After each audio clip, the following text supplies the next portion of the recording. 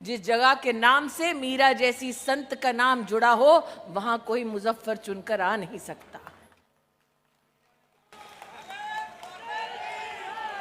नरेंद्र भाई ने इस मंच पर कहा कि मैं हर बार आई, हर बार मैंने मेहनत की, लेकिन बहन जब घर आती है तो मात्र भाई से सूखा आशीर्वाद लेकर नहीं जाती। आज अपनी झोली फैलाकर आपसे आपका सुरक्षित भविष्य मांगती हूं। आप वोट करें और 5 लोगों को अपने बच्चों के लिए वोट करवाएं।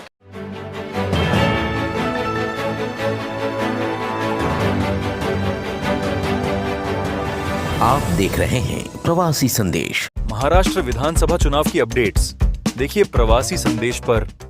बोलो बोलो भारत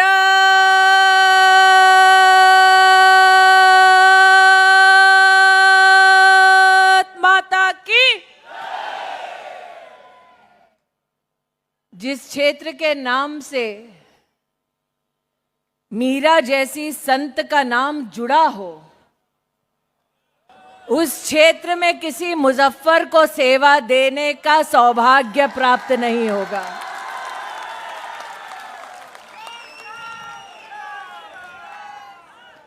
जिस क्षेत्र में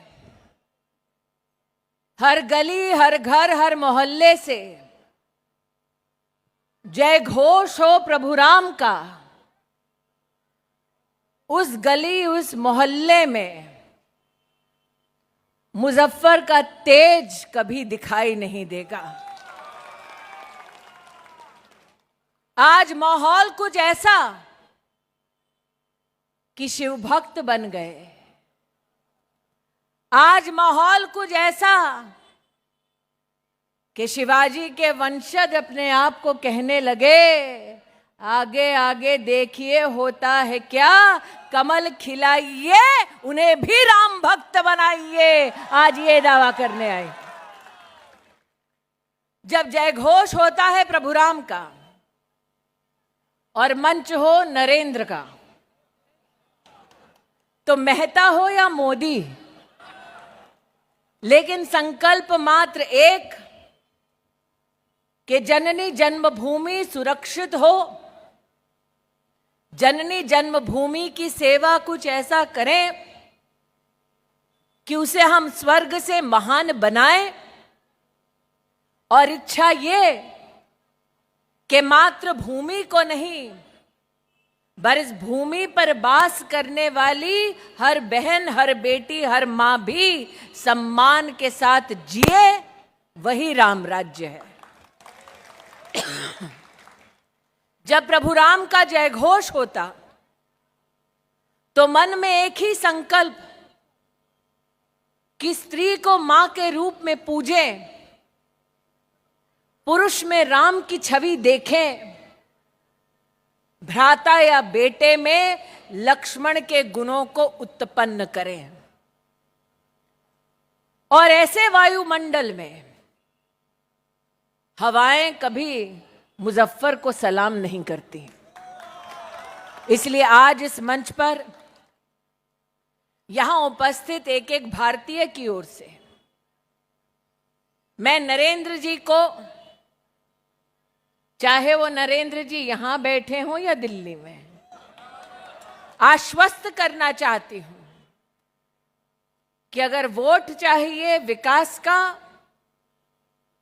अगर वोट चाहिए अच्छी शिक्षा का, अगर वोट चाहिए सुरक्षा का, और अगर वोट चाहिए आर्थिक सामर्थ्य को बढ़ाने का, तो वो वोट, वो वोटर 20 तारीख को पोलिंग बूथ पर जाएगा और कमल का बटन ही दबाएगा। ये नरेंद्र मेहता जी की उदारता है कि जीत का श्रेय मुझे और हार का दुख अपने तक सीमित रखते हैं। ये मेरा सौभाग्य कि नरेंद्र मेहता जी ने ये कहा कि आज बिगुल बजाने के लिए मुझे लाया गया है। बहनें बिगुल नहीं बजाती। भाई जब युद्ध की भूमि पर पहला कदम रखता है तो उसके ललाट पर विजयश्री का तिलक करती है।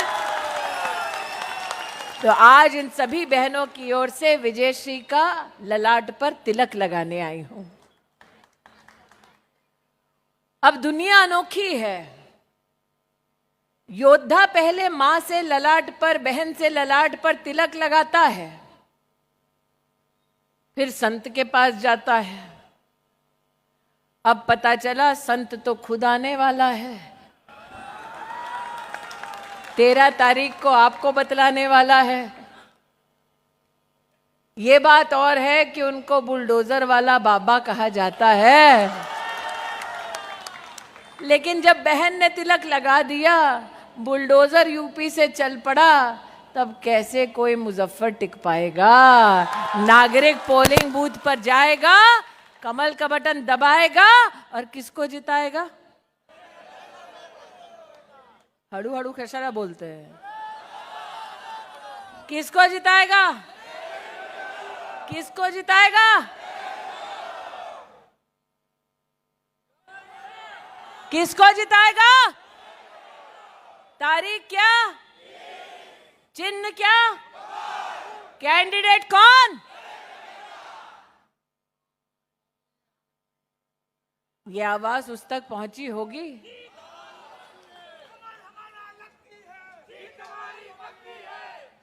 कमल हमारा लक्की है, जीत हमारी।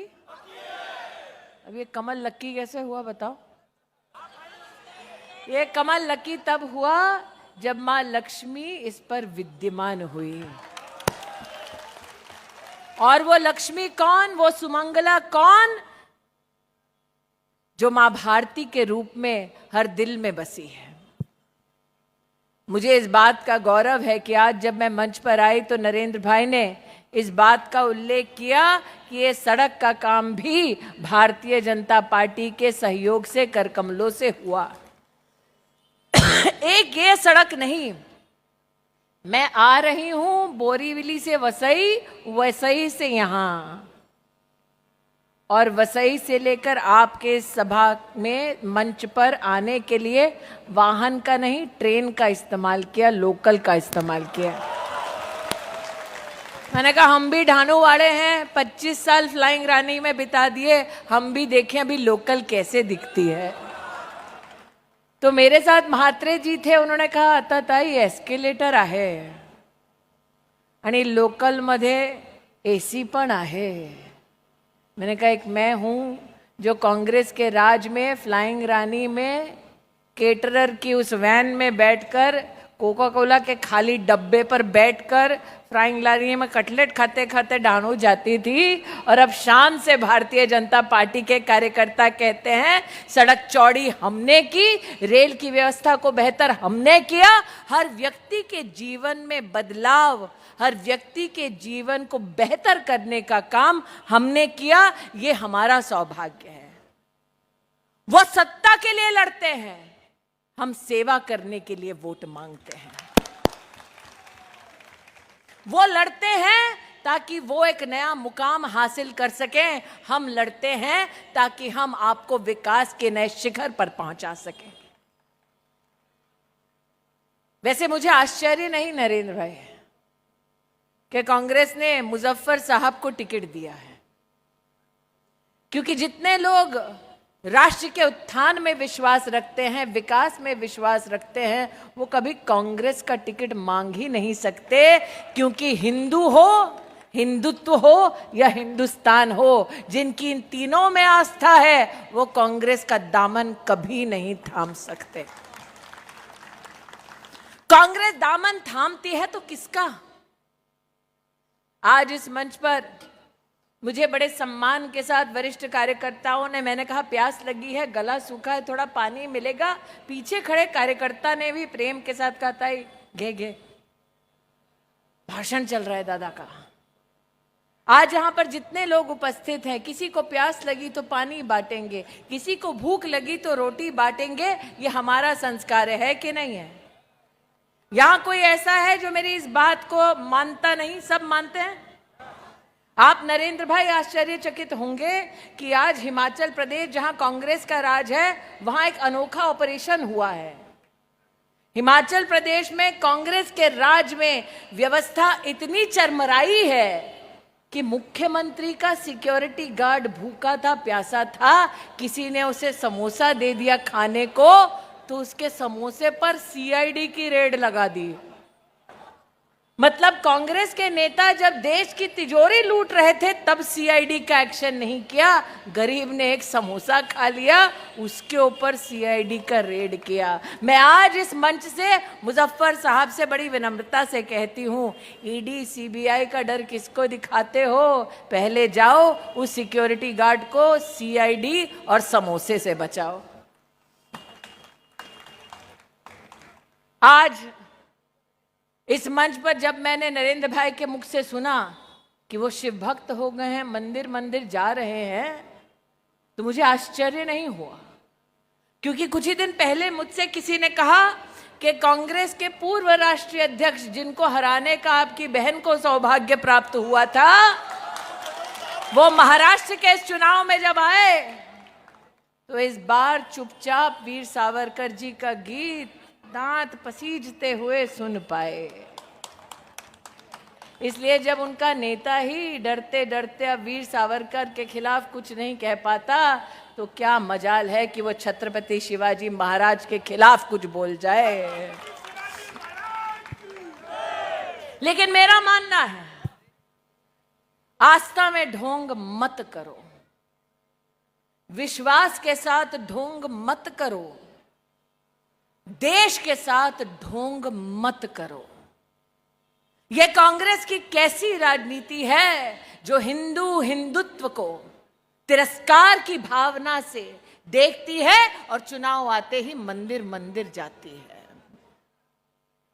मंदिर जाने वाला दृश्य देखकर हर हिंदू भी मुस्कुराता है।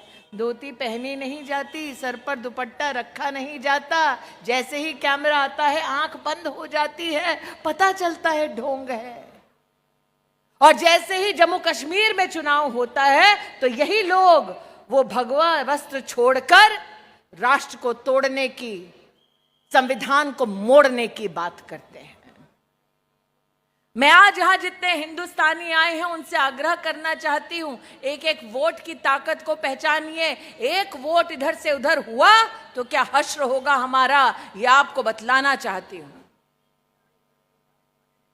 एक वोट इधर से उधर हुआ, जम्मू कश्मीर में कांग्रेस की इंडिया अलायंस की सरकार आई और उन्होंने अपनी विधानसभा में प्रस्ताव पारित कर दिया कि वो धारा 370 को पुनः स्थापित करेंगे। ये वो धारा 370 है जब जम्मू कश्मीर में लगी थी तो आदिवासियों का अधिकार छीना गया, दलितों का अधिकार छीना गया, बेटियों का ब्याह करके उनके परिवार की संपत्ति से उनका अधिकार छीना गया, बच्चों का बलात्कार हुआ तो बलात्कारियों को छोड़ा गया क्योंकि धारा 370 जम्मू कश्मीर में लगी थी।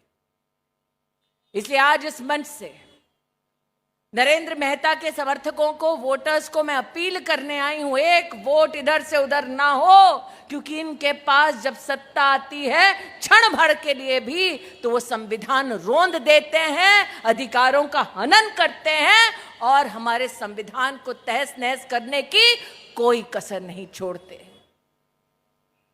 मैंने मुजफ्फर साहब के कई किस्से सुने इस मंच पे, मैं स्तब्ध हूं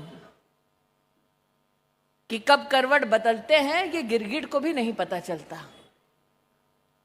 लेकिन आज आपसे कहना चाहती हूं, ये वो लोग हैं जो ना सिर्फ धारा 370 को पुनः स्थापित करने की बात करते हैं, लेकिन इनको यासीन मलिक के समर्थन के लिए एक आतंकवादी का परिवार चिट्ठी लिखता है इस आश्वासन के साथ कि आतंकवादी की बात देश की संसद में कांग्रेस के वरिष्ठ नेता उठाएंगे। मैं मुजफ्फर हुसैन से कहना चाहती हूं, अगली बार अपने आकाओं से मिलो तो पूछो उनसे ऐसा क्या रिश्ता है उन आतंकवादियों के साथ जिन्होंने जम्मू कश्मीर की वादियों को हिंदुस्तान की आवाम और हिंदुस्तान के सैनिकों के खून से सन दिया और आप उनके साथी बनते हो। इसलिए कहती हूं, जिस जगह के नाम से मीरा जैसी संत का नाम जुड़ा हो वहां कोई मुजफ्फर चुनकर आ नहीं सकता।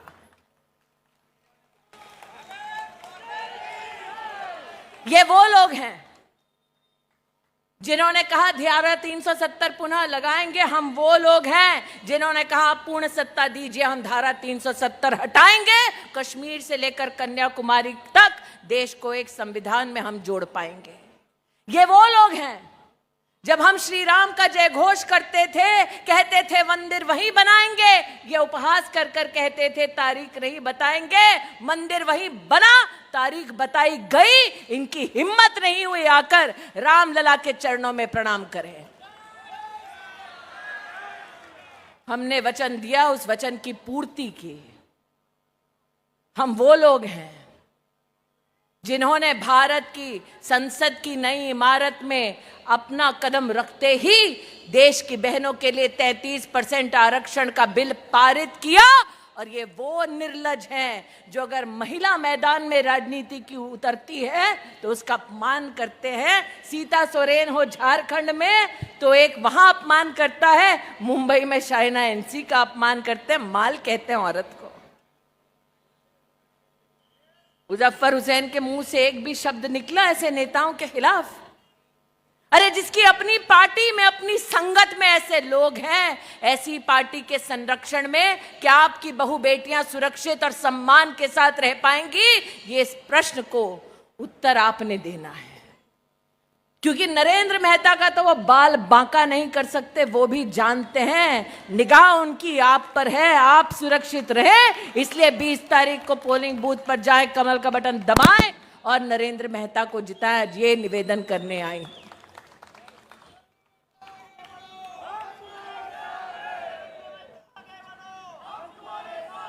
सुना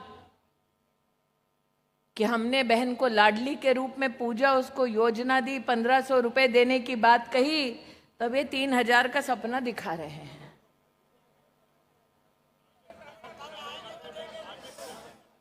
यहां दादा कह रहे हैं सत्ता में आएंगे तो देंगे, वहां कह रहे हैं खटाखट खटाखट फटाफट फटाफट। एक बात बताती हूं, ये खटाखट खटाखट का सपना उन्होंने राजस्थान में दिखाया था। नौजवानों से कहा था बेरोजगार नौजवान को भत्ता देंगे।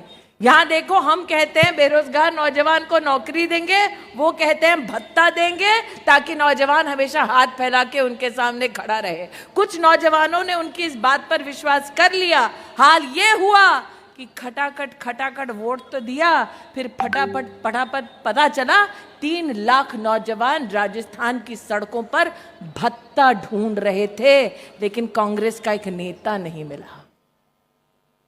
ये वो लोग हैं जिन्होंने छत्तीसगढ़ में, तेलंगाना में कहा कि हम किसान के सम्मान में खटाखट खटाखट बहुत सारा पैसा देंगे। जैसे ही सत्ता में आए, फटाफट फटाफट इन्होंने अपनी जेब भरी, तिजोरी को बैंकरप्ट किया और किसान मुंह ताकते रहे। हम वो लोग हैं जिन्होंने नरेंद्र मोदी के नेतृत्व में देश में 10 करोड़ किसानों के बैंक के खाते में सालाना 6000 रुपया पिछले 10 साल तक पहुंचाया है। ये वो लोग हैं। और आप तो खुशकिस्मत है, आप तो बिल्डर का एक नाम ले रहे हैं। आपको तो अच्छा लगना चाहिए कि अभी तक जीजा जी उनके नहीं आए, वरना जितना बचा था वो भी।